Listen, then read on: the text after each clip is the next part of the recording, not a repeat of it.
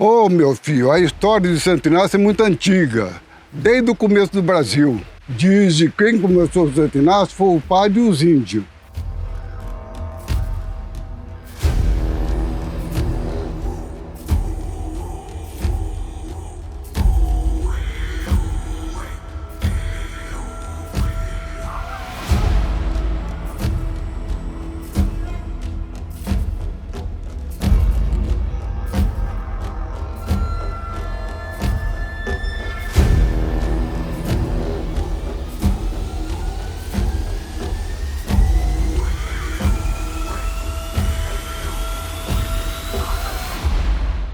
Santo Inácio, terra das missões.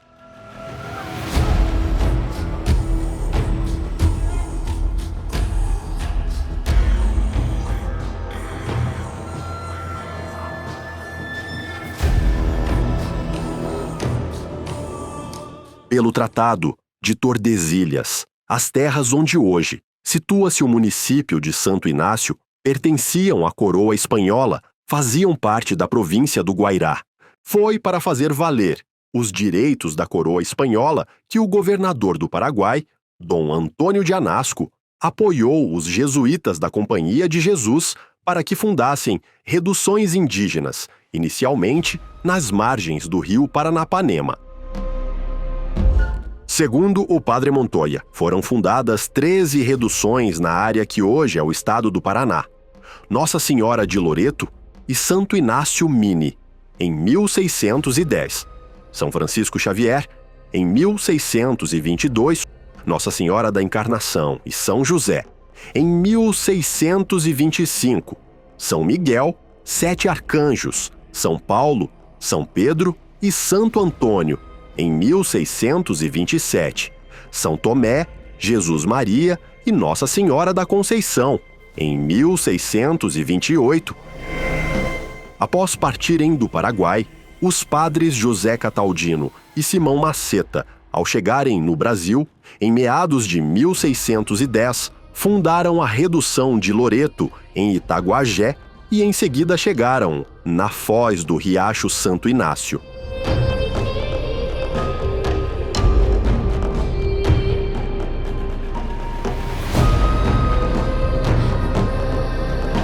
Aqui os jesuítas encontraram diversas pequenas aldeias dos índios guaranis e foi com eles que os padres iniciaram a redução jesuítica de Santo Inácio, a segunda das 13 reduções. Uma das primeiras ações, um dos primeiros atos dos jesuítas quando aqui chegaram, foi a construção de uma capela em honra a Santo Inácio de Loyola, o fundador da Ordem dos Jesuítas, a Companhia de Jesus.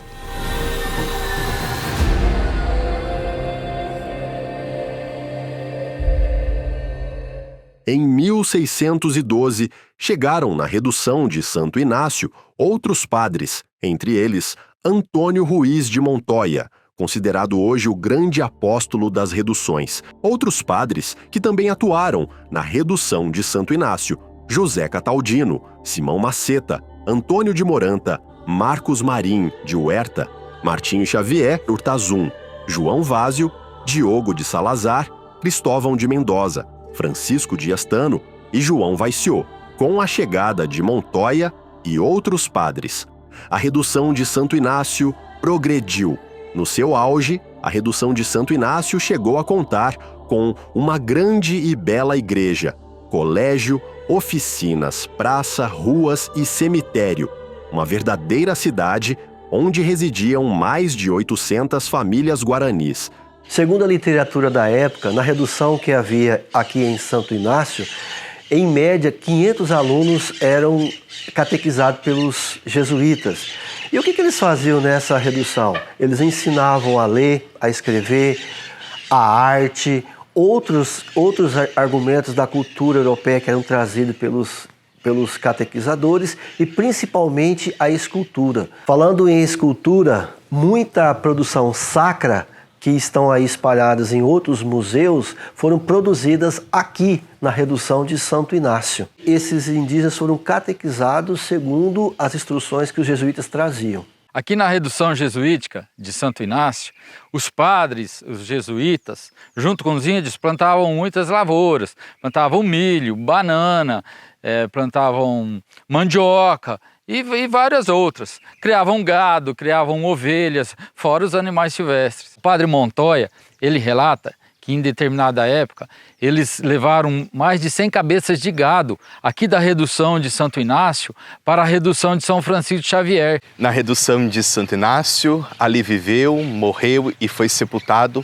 o padre Martim Xavier, primo de São Francisco Xavier, que juntamente com Santo Inácio de Loyola foi um dos fundadores da Companhia de Jesus. O território onde está localizado atualmente o município de Santo Inácio e toda a nossa região, ele tem uma ocupação humana datada pela Universidade Federal do Paraná de mais de 6.000 anos antes do presente, onde foram encontrados vestígios de povos caçadores e coletores, da tradição umbu, as pontas de projéteis, como as pontas de flecha e outros utensílios, ferramentas, e também foram encontrados objetos da tradição Humaitá, que são os objetos que são lascados, e também tem várias funções, picoteados. No caso aqui a gente tem um biface, que é uma ferramenta utilizada como uma lâmina de machado.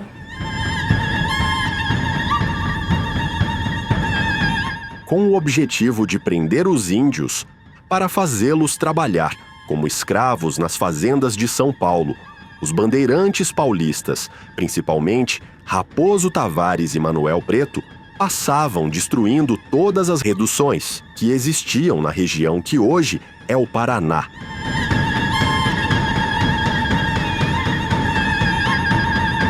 Os índios que não foram presos ou mortos nas outras reduções vieram se refugiar em Santo Inácio e Loreto, as únicas que restaram entre as 13. Foi então que os padres e os guaranis resolveram abandonar a redução de Santo Inácio. No seu livro, A Conquista Espiritual, o padre Antônio Montoya, ele narra para nós a partida deles de Santo Inácio. Causava espanto verem-se por toda aquela praia ocupados os índios a fabricarem balsas, a baixar seus objetos caseiros, sua malotagem, suas avezinhas e demais criações. O ruído das ferramentas, a prece e confusão dava a impressão do dia do juízo final. E disso, quem poderia duvidar, vendo 6 ou 7 sacerdotes consumir o Santíssimo Sacramento, despendurar imagens, consumir os óleos sagrados, recolher os ornamentos, desenterrar os corpos dos padres ali sepultados. Em suma, vendo-no desamparar igrejas tão lindas e suntuosas. Em pouco tempo, foram construídas apressadamente mais de 700 balsas, inumeráveis canoas embarcando-se nelas mais de 12.000 almas, para descerem os rios Paranapanema e Paraná. O padre Montoya fala ainda que milhares de guaranis morreram ao transpor os saltos das 7 quedas. Muitos morreram de fome e doenças, até chegarem no destino. E lá no Rio Grande do Sul, Argentina e Uruguai, novamente, a redução de Santo Inácio e outras foram reconstruídas constituindo o que é hoje parte dos 30 povos das missões. Com a saída dos jesuítas e guaranis, a área da redução de Santo Inácio ficou abandonada por muitos e muitos anos. Em 1853, foi criada a província do Paraná, tendo como primeiro governador o baiano Zacarias de Góes e Vasconcelos.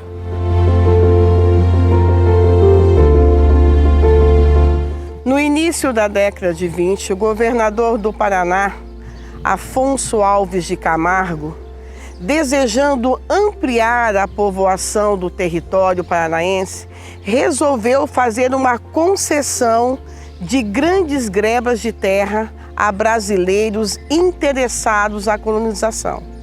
Em 1922, o engenheiro Dr. Manuel Firmino de Almeida obteve do governo do estado do Paraná 50 mil hectares de terra, onde se encontravam as antigas ruínas da redução de Santo Inácio. Segundo a tradição popular, foi o próprio engenheiro Dr. Manuel Firmino e seu agrimensor Messias Godoy que demarcaram os lotes e tudo mais. O nosso município, Santo Inácio, é denominado assim por Dr. Manuel Firmino de Almeida, que ele tinha uma concessão de terras aqui e ele denominou Santo Inácio porque antes era Santo Inácio Mini no tempo dos jesuítas e aí deu o nome a Santo Inácio.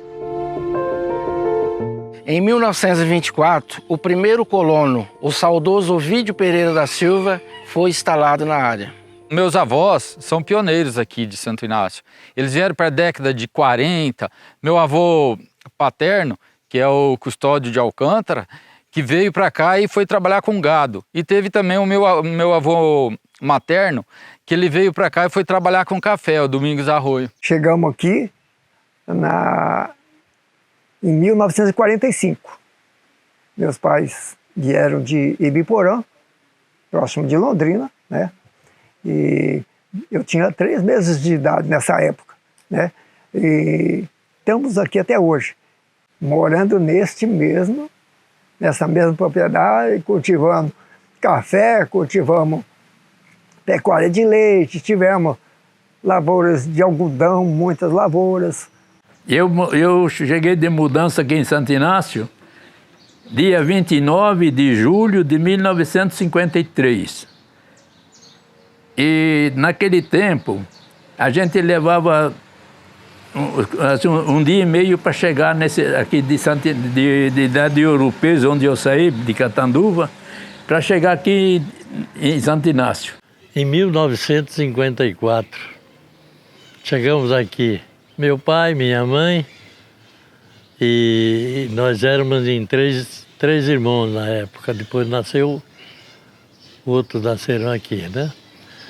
Então aqui nós viemos trabalhar na agricultura. Naquela época era o café e a madeira. A minha família chegou aqui em 1958. Mesmo criança, eu lembro da cidade pequena, ruas de terra, quase toda em madeira, vivendo de serraria, de pequena propriedade, e o grosso da população morava na área rural. Naquele tempo já tinha um armazém, tinha uma casa nova, e quer dizer que já tinha um pouco de conforto já aqui em Santo Inácio. Essa é uma réplica das primeiras casas construídas aqui no município de Santo Inácio.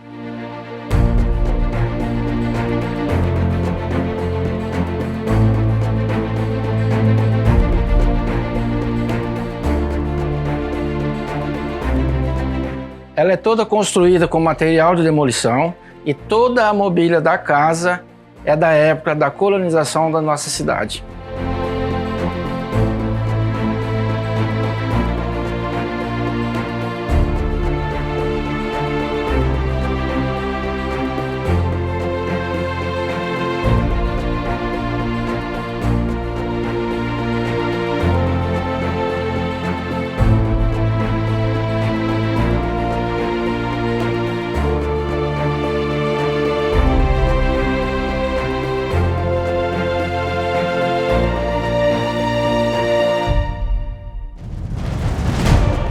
A placa faz uma homenagem ao meu avô, Abílio Alves de Alcântara, primeiro carpinteiro de ofício que a história relata, que aqui chegou na década de 30 e ajudou na construção das primeiras casas do povoado. Mas a cidade, embora pequena, ela atraía muitos novos pioneiros.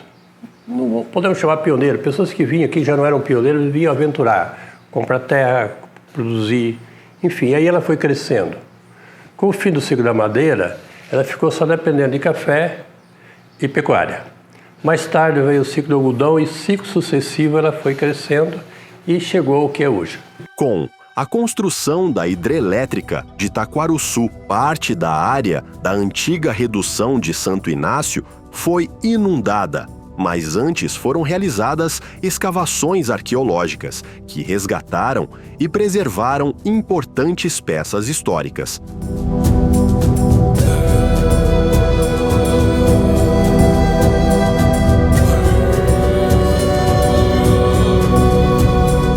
Eu conheci as matas da ruína e onde é que aconteceu, eu conheci.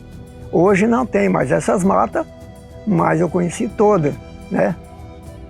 Tinha até marcas, sinal de casas, de calçamento dentro da mata, isso aí eu conheci.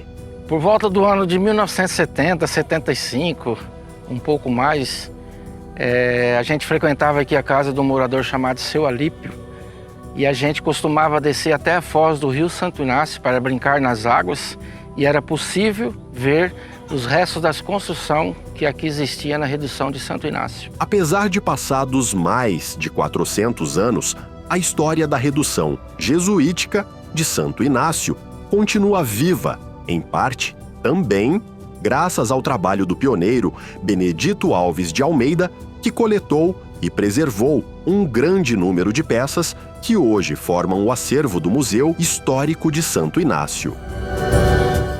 Benedito Alves de Almeida era o meu tio. Ele é irmão do meu pai e vinha sempre ao domingo em minha casa, juntar-se com os amigos e conversar e contar histórias sobre os jesuítas, os índios e falar de peças que ele conseguia.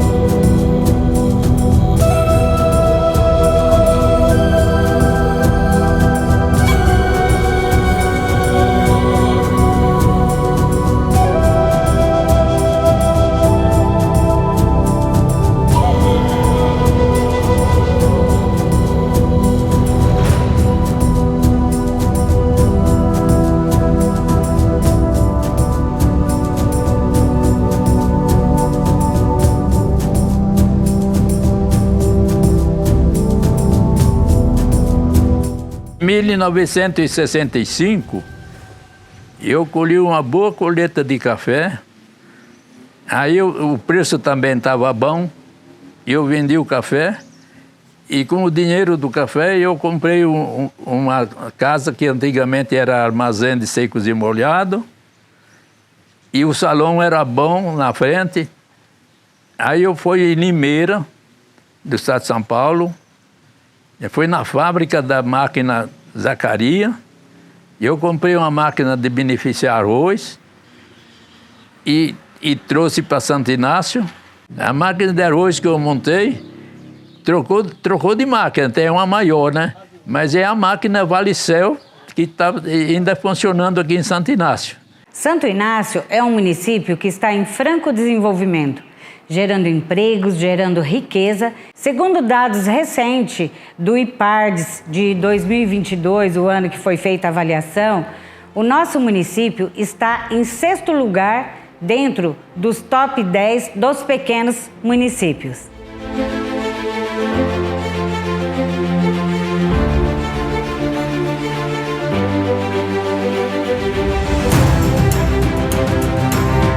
Diante de tudo isso, estamos investindo pesado no município, principalmente no turismo, resgatando a parte histórica.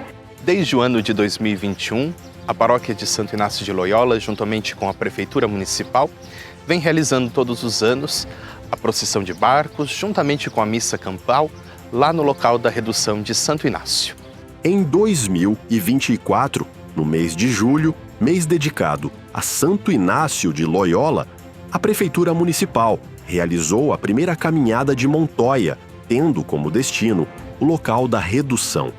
Então, encantado com a história dos jesuítas e dos indígenas, dos guaranis, né? E eu, sempre morador de Santo Inácio, eu comprei a propriedade à margem do rio Paranapanema, já com o intuito de montar o Parque Temático Recanto dos Guaranis, para fomentar o turismo e resgatar a cultura e a nossa história.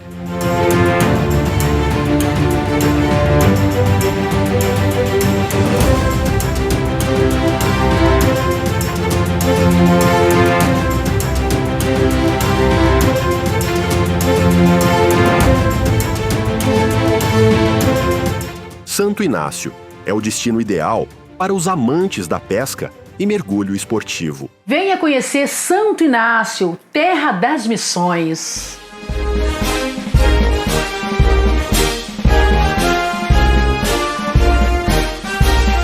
Santo Inácio, cidade alvissareira, a primeira em nosso coração. Rica a história, gente hospitaleira, nosso amado e querido rincão. Santo Inácio, nestes versos, meus filhos cantam pelo progresso. Santo Inácio, nestes versos, meus filhos cantam pelo progresso.